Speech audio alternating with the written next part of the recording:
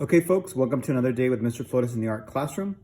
You already drew your images that you wanted to do on your Chinese New Year's poster. The day before, we went ahead and outlined everything in black or painted anything in black that we wanted. Today, we're going to add red, all right? And the red is going to be all in the background.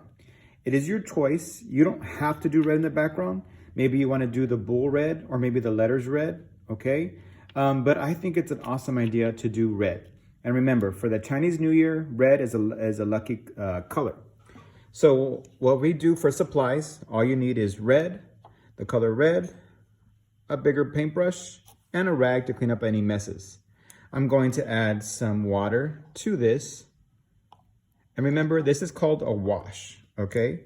Go ahead and mix it up, all right, to make it more fluidy or make it more fluid. That way it's going to be, like I said, it's going to be called a wash.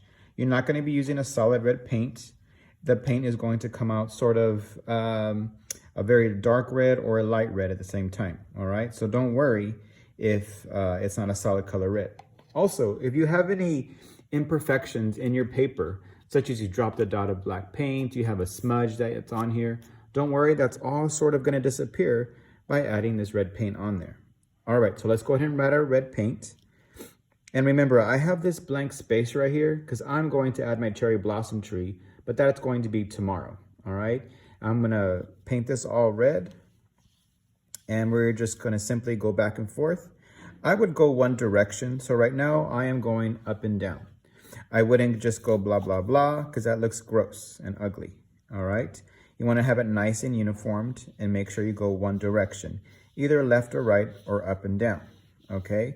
Because you're going to notice that on the paper and it's not going to look right. It's going to look messy and it's going to look rushed, like you didn't do it, like you were rushing through it. And you don't want that. For little details up here, you're going to only use the tip of your paintbrush, remember? And we simply just go over right next to the black line and make sure we don't touch it. If you do touch it by accident, don't freak out. What you can always do is once it dries, tomorrow you can go over it with regular black paint and it will cover up any red that got over the black, okay?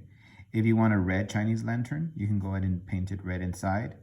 One thing I don't want you to see or don't want done is do not get the red paint and paint the whole entire painting red, okay? What happens is this black paint is very thin. And what's gonna happen, it's gonna mix in with the red and just mix everything all together and smudge it. You don't want that, okay? It's okay, like I said, if you get some red paint over the black, but don't paint the whole entire thing on purpose, all right? Remember, we go one direction, and my direction I'm going is just up and down. For little parts right here that are super small, it's okay if you go over it just a little bit.